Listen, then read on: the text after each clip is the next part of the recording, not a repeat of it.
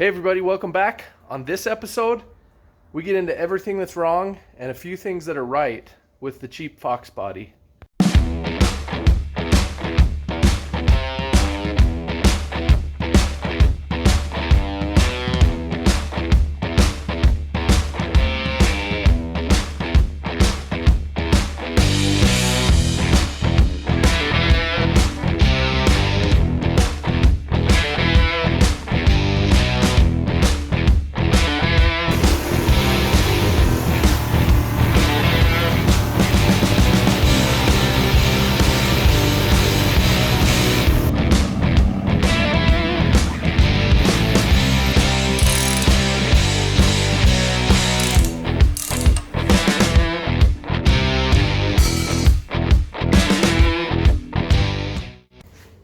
Guys, I wanted to get this car because, well, I've been looking for one for about 10 years.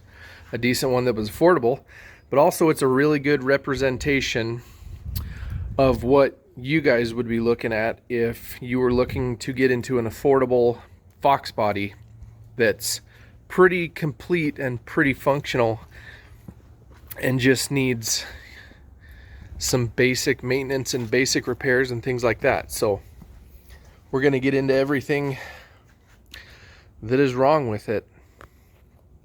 Okay, so it does have some frame rail damage pushed this way. It does have an idle / misfire issue, which is injectors, and we're sorting that out now. Doesn't have a bent core support, which is good. It does have, oh, of course, quite a bit of jack damage. You can see the pinch seam several places. I don't know. Apparently they had Helen Keller jack up this car usually. And this frame rail. And even the floor, somebody decided to jack it up on the floor right there. So really, it is just cosmetic stuff though. So the floor there, I'll be able to beat it back down from the inside and maybe fix a couple tack welds on here.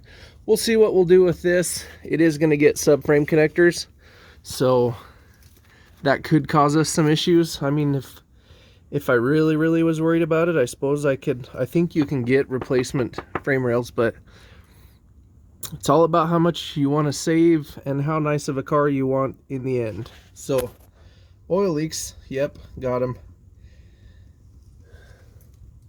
It does have some good mods though. It's already been converted to 5-lug and it has caster camber plates and a bump steer kit. Now I'm not sure if it's set up right. We'll have to find that out, but those are bonuses. And on the rear with the 5-lug swap, it has aftermarket axles, and the speedometer was off when I drove it. So I counted off the rotations and it has 373 gears, which is also good because these cars all came with 273s. It also has all the ground effects and body kit, which I am stoked about because it's at least savable as far as painting the car. It does have the rotten quarter windows, which are pretty bad. And these ones are actually going to be beyond saving. So I'm going to have to get some replacement ones. Now, let's go under here. And there's a little bit of damage there. But other than that, the torque boxes don't appear to be damaged. And that looks like it's from running something over or jacking. I don't think it's from hard launches. I think it being an automatic kind of saved the torque boxes a little. But overall, underneath, it's a pretty solid car. The mufflers are totally cooked. And in fact, the noise, let's see if I can get you in here. The noise that you heard on the video was that, yeah. You can't actually have tailpipes laying right against the frame rail. And the wheels or tires rub through there. Definitely needs mufflers. They're both rotted through. And this one, in fact, It's got a broken baffle inside of it. It was a Flowmaster catback. The good is that it has an off-road X-pipe already on it, so bonus. So it's going to get new mufflers and most likely new tailpipes. I've already kind of scienced that out with what we need to do. So torque box is pretty good. Plenty of jack damage, good aftermarket exhaust, bad aftermarket catback because it's totally rotted. Let's see what else we got. Let's check the hatch, the seat. What else are we looking for on a Foxbody? Doesn't have a bent core support, so that's good. Here's something you're likely to encounter with a Foxbody is previous crash damage. You can see how that frame rail is pushed over that way, and so is that one. Let me see if I can zoom. You can see it a little better on that one right there. So this was hit in this corner at some point, and this fender in this front end, the whole front end assembly has been replaced. But what made me not too worried about it is this is still the original hood, that's still the original fender, and the core support doesn't look like it's ever been messed with, and you can tell that because all the factory stickers are still in place where they should be, and the VIN tags are still on that fender, the hood, and not on this fender because this one must have been replaced, but it is at least a factory Ford fender. So along with that is a sketchy repaint, which I believe the car has only been repainted to there. The only rust to speak of is right around here and here on both sides. And I'm gonna hope that we can save those because they're original Ford fenders and I really don't want to get aftermarket ones. This side is quite a bit better. Don't worry about that little guy. I didn't break that. That's not my bad luck, right? I'm not responsible for that. So you can see this quarter window also cooked. Another really common thing is for the seat back frame here to be broken. This feels okay. Driver's seat is long gone. Problem with that is it's a power seat and it doesn't sit in there anything like it's supposed to. Can we take these guys out? Oh, because let's go over this point of fact that is good is around here there is no hatch rust, which is actually a common thing, and VIN tag there intact, VIN tag there intact, no rust through here, which is where these rust out, and the VIN tag there intact. So the hatch area is really in good shape. Don't worry about that, that's fine. Getting back on the 91 Mustang GT, so let's go over what I've already found, and I'm going to get right into what I noticed in the first episode that is no bueno. So new tires here, and I'll show you a little bit more after I get them on, but this is what I went with. I found some cheap Walmart Starfires 245/45 17s on Facebook Marketplace. Those were like $125, and then the rears, I kept the 275s. I think they're 275, yeah, 275 40s. And I got some Toyos from the Toyo Extenza HP, which are just like a performance all season from the local tire shop. So those are going on. That's the biggest problem that the car had. The old tires, this car sat for about 2 years from what I could see. The guy I bought it from basically just drove it to the storage unit, parked it there, and it sat for a couple years. So it had cheap tires on it, and from sitting, those tires were severely flat spotted.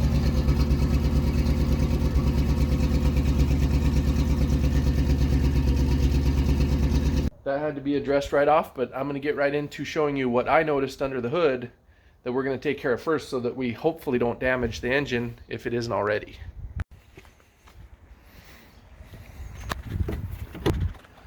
Okay, so what I noticed that I really didn't like and didn't look right was this guy right here.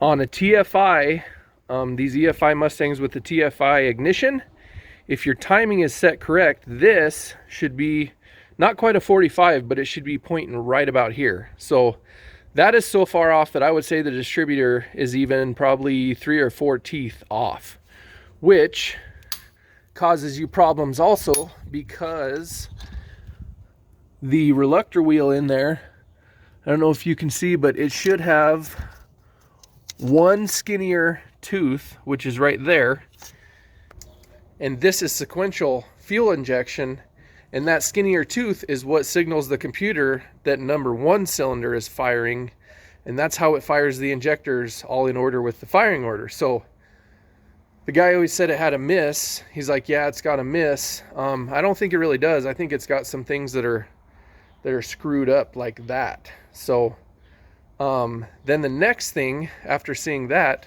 well, first let me show you over here on this other engine. So here's my engine out of the stinking Lincoln. If you can see where the TFI module is pointing, that is about where it should be. Anytime you look under the hood on one of these, because even if you move this like a 1/4 inch one way or the other, that's probably like a 10-degree timing swing. So it should be in the neighborhood of that no matter what, if it's right. Now this engine is probably not sequential. It's probably a batch fire because this was a speed density car. Oh, that's nice. Get that out of there. Ugh. I can't really see the reluctor wheel, but we'll take a look at that later. Anyway, so then the next thing that I went to, number 2 red flag, was the balancer. So I got to looking at that, and you can see the rubber is all chewed up, and I think, yeah, up around there it's actually coming out and gone. So this is a big problem with small block Fords, is the outer ring of the balancer actually spinning on the inner when that rubber gets all worn out. So, and then I see a bright orange timing mark right here, which tells me that, plus the distributor being in the wrong orientation, somebody's been messing with the timing on this and they were not getting it set and having trouble. What do they even have marked? 10. They have it marked at 2 degrees. 2 degrees before top dead center, which the factory timing setting is 10. So I don't even know what's going on here. This can roast your engine. It'll take out main bearings if this goes on long enough. So the first thing we're going to do is zip that all off. Look at that vintage smog delete goodness.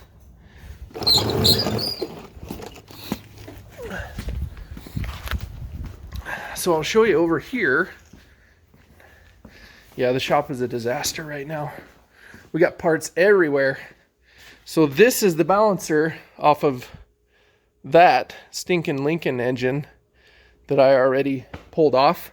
I checked the part number, same part number, and this rubber actually looks pretty good. Now, you're like, oh, you're a hack for throwing that on there. Sure. But you know what? The plan for this car is to get it straightened out and running reliably mechanically so that I can drive it for the summer and enjoy it. And then there's a build plan also, but we're not going to get into that yet, but just, I have a plan. So you can see all my stuff from, pulled that balancer off already. It is the same one, so we're going to tear into that and throw it on there. And then that distributor is so far off that we're going to show you how, we're going to have to show you how to find top dead center. I didn't really notice a misfire on it per se, but It is definitely down on power. When I was driving it home, the roads were wet, and I tried to light them up like after leaving a stop sign.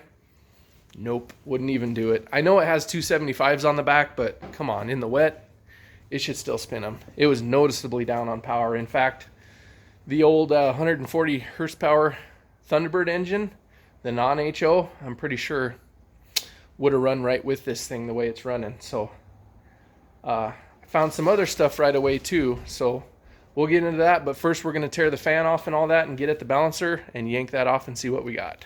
All right, so to get at this from the top, go ahead and take the fan shroud off and the fan, which brings us to another common Foxbody problem. These plastic fans crack. I don't want to run this too long either because I don't want it to explode and go through the radiator, and then we need a radiator. So easy peasy, 2 7/16 bolts here. I just removed the fill cap from the overflow, which has the little sensor on it, laid it over here, and then the shroud will just lift out because it clips at the bottom. But first you have to take these 4 7/16 fan bolts out and kind of lay the fan into the shroud, pull it out all together. We'll bring you back when we're taking off the belt. Okay, so fan is disconnected and wiggled off of the water pump snout. We'll just lay it in here. These bolts are out, so this whole thing should just slide up and out together. Only thing we still got to disconnect is this overflow hose. So we'll pop that off of there and pull this out. But there is the fan. And looks like we're probably gonna just, we're probably gonna go ahead and do a clutch too, because that's been leaking. So clutch and fan. A lot of you are probably yelling at the screen, do an electric fan, do an electric fan.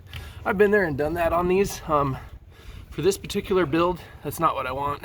Okay, so thankfully my big 1/2-inch electric impact fits on that harmonic balancer bolt, and hopefully it'll bust it loose. But if it won't, and if you don't have one of those, I'm going to show you a tip. If I can find my dang breaker bar. Right here. Okay. So you want to use a non-ratcheting breaker bar for this. I have my big impact on there and we're going to try it. We got enough room to bust it loose anyway. But if you don't have one of those, so you got to think about what you're doing here. Obviously the engine rotates clockwise, right? So what you can do is take your breaker bar and put it on the socket, and it won't quite reach here, but you can put a pipe on the end of it or something and actually lay that right against the frame over here. And then what you do is you get the breaker bar all propped up in there, go inside the car, give the starter just a quick bump, and that bar is resting against that frame rail. It will bust the crank bolt loose. You just barely breathe on it. And then you should be able to take the bar off, reach down, and just unthread that bolt by hand. But we're gonna give this impact a try. Come on, baby. Bring the thunder. Oh, yeah. Okay, well, that's a problem. So go back in a little bit until you can... Yeah, come on, baby. Come on. Oh, yeah, there we go. Now I should be able to just spin that out of there by hand. So unfortunately, impact will not fit with the radiator and the puller. So we're going to use a ratchet and hope that she doesn't put up too much of a fight.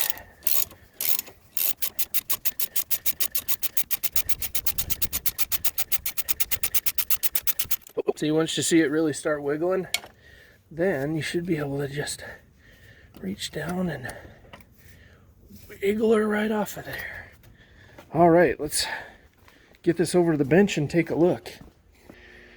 That is no bueno. All right, let's find this out together, you and I. What I already did check was that the part number where you at, bro? Is the same. I don't know if you can really see that there, but same part number. So here's what destroys these engines when this happens too, is the outer ring. You can see this big chunk missing. That's because this has a 50-ounce imbalance to offset an imbalance on the crankshaft. See, there's like a little plug in there too where this was balanced. This one doesn't have it, but that's just manufacturing tolerances. So when this spins, it's no longer in the right area to offset the counterbalance of the crank. And you get engine vibration, you get destroyed rod and main bearings, all kinds of bad stuff. So let's try to figure out if it is spun. So let's put the keyway at 6 o'clock. And if we put this keyway at 6 o'clock, it actually doesn't appear that it is on second inspection. And if it is, it's not very much. So maybe it hasn't spun, and maybe the timing is just somebody being a knucklehead. But I wanted to find this out and put this guy on there, which is a known good balancer, before we try reseating the distributor, because I figured what happened before was somebody was trying to get the timing right with a bad balancer that had spun. And something was going on, because you can tell that they have it marked at 0 and 2 degrees before top dead center. You can see on the new one, I marked it at 10 because that's the factory spec. So we'll get this all on there, set the timing at 10.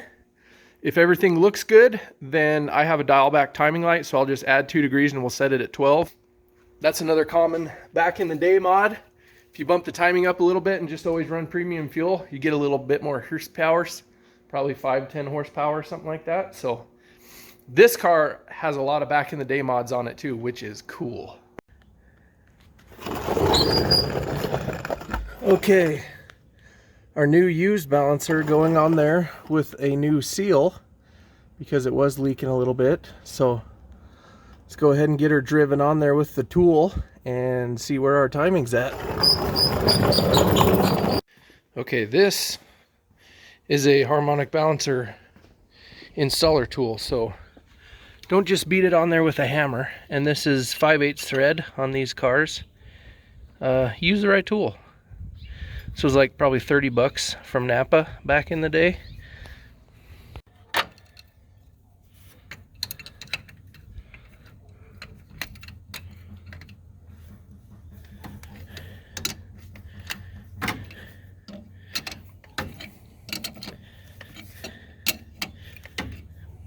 Nope. Okay, change the plans. Bryce just got home from school, so he's gonna bump it over for me to get us closer.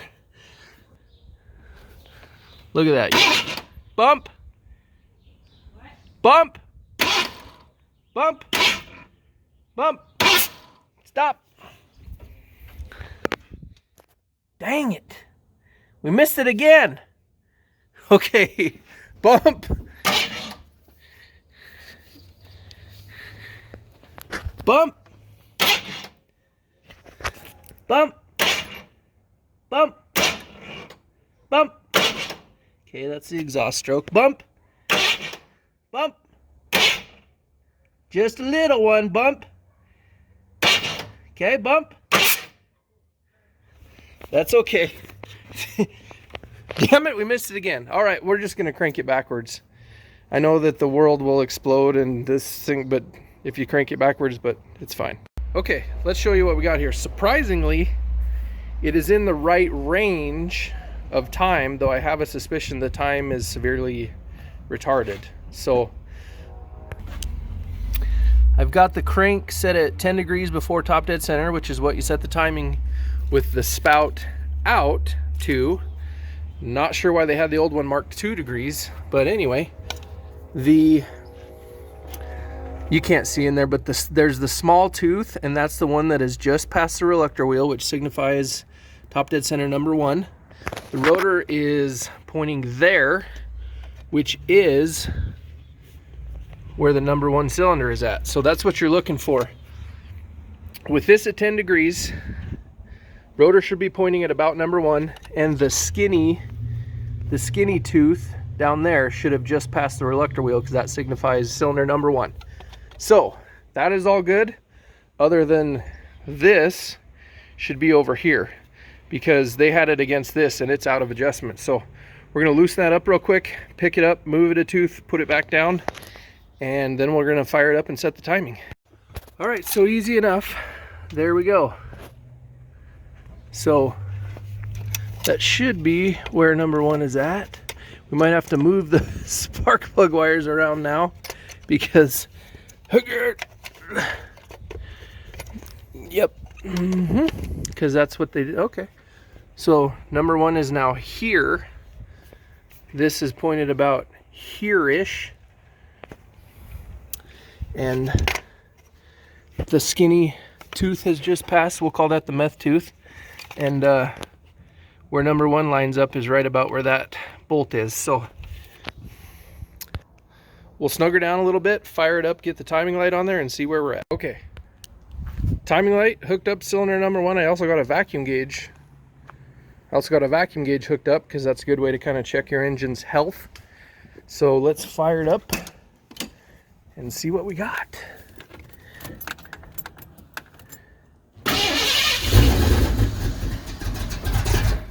Oh, okay. Well, it doesn't like that.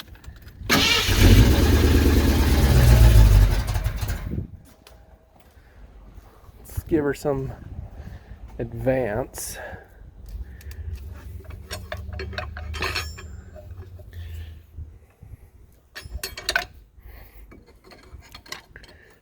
Hiya!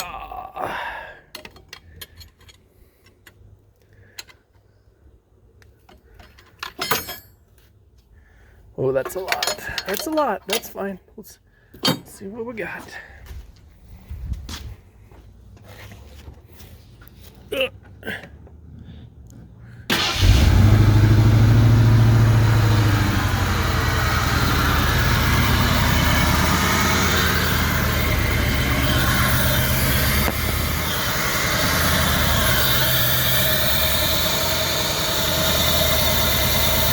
That's pretty close.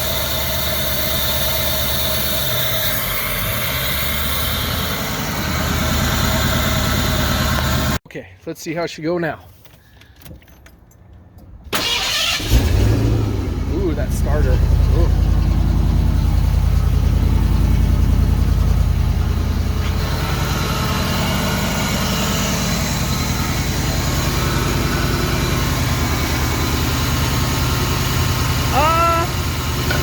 That's not great. I'd like that to be a little higher.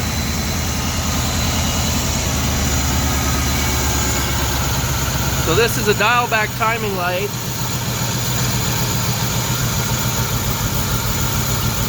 So we can see with the spout in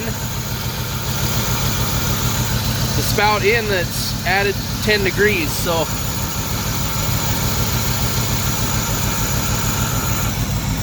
with the spout in, it has about 10 to 12 degrees advance at idle. So, and the computer will change that depending on like coolant temperature, idle speed. They'll use the idle motor controller and the timing to try to hold the idle steady. So it still seems a little bit rough.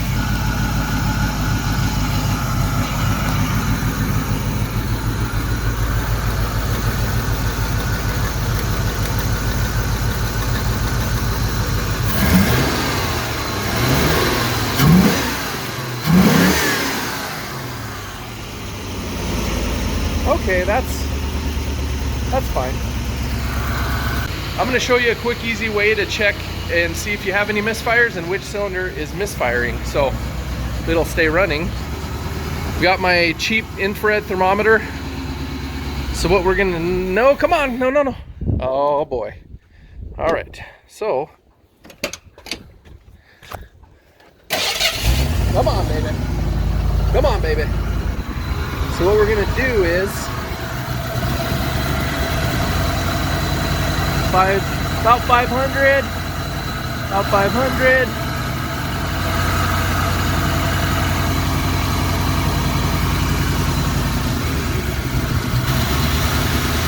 Oh, that back cylinder, a little cold. No.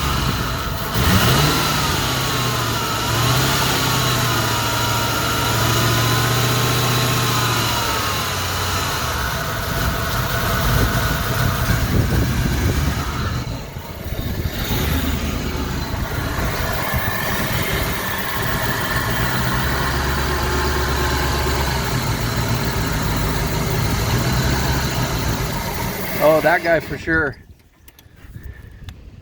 She keeps dying, but so the back, yeah,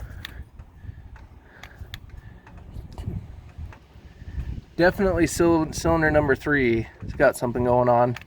The back ones are not super warm, but that's very sus. That's like not making power. So we are going to get that spark plug out and see what's going on with it.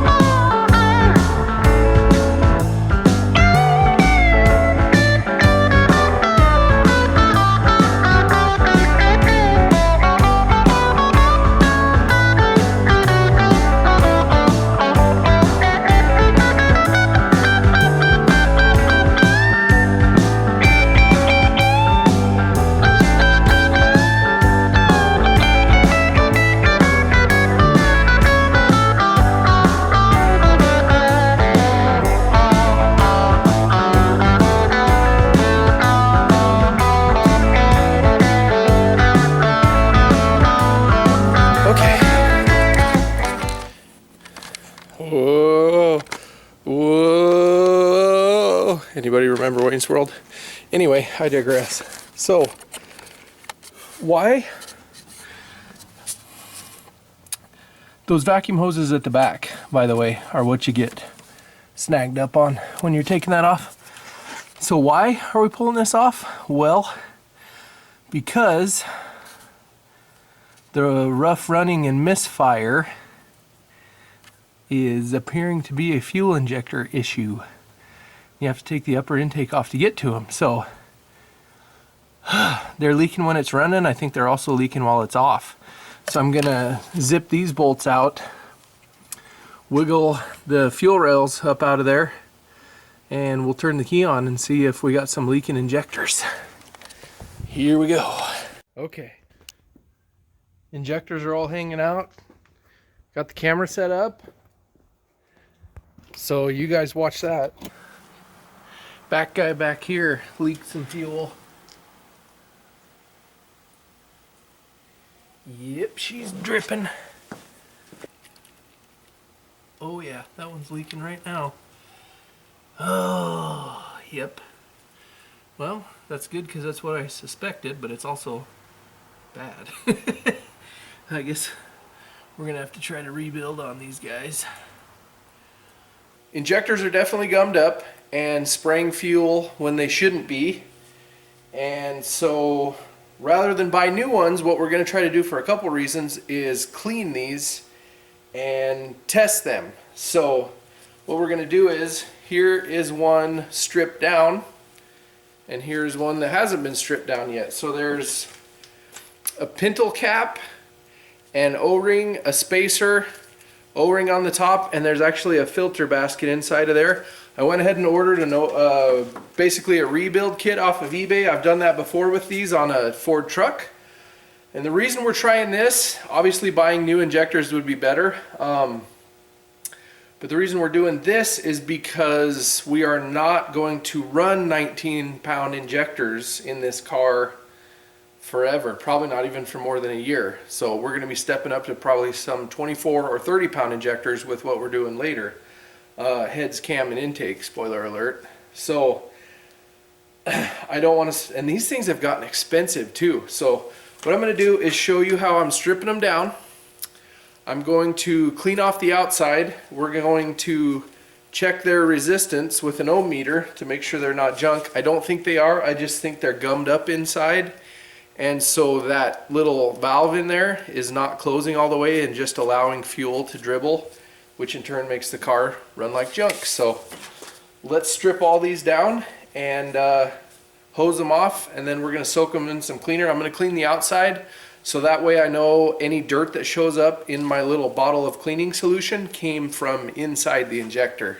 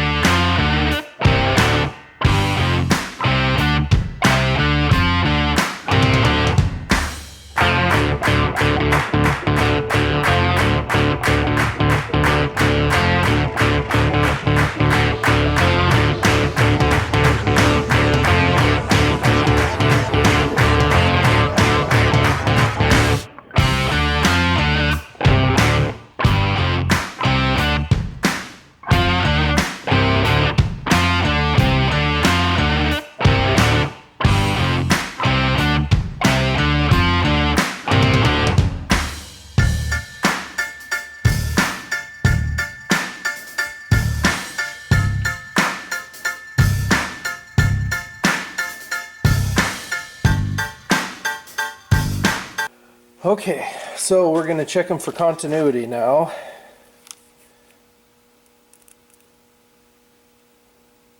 So probes touching together, we have 0.1. And I can't remember what they should be, it's been a long time. But they should all be the same. I doubt they would both fail in the same resistance. So I think they should be like 7 ohms, 4 ohms, something like that. Okay. So that guy is 15 and a half. And then we've got 15-ish and a half.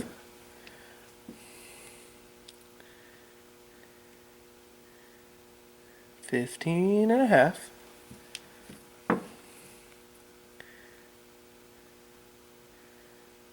$15.4.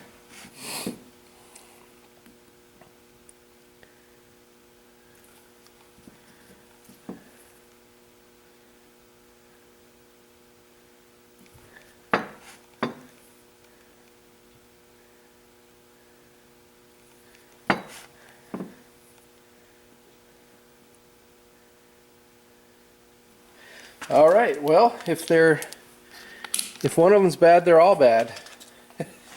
They all have continuity anyway, so Let's put them in our cleaning solution to soak overnight.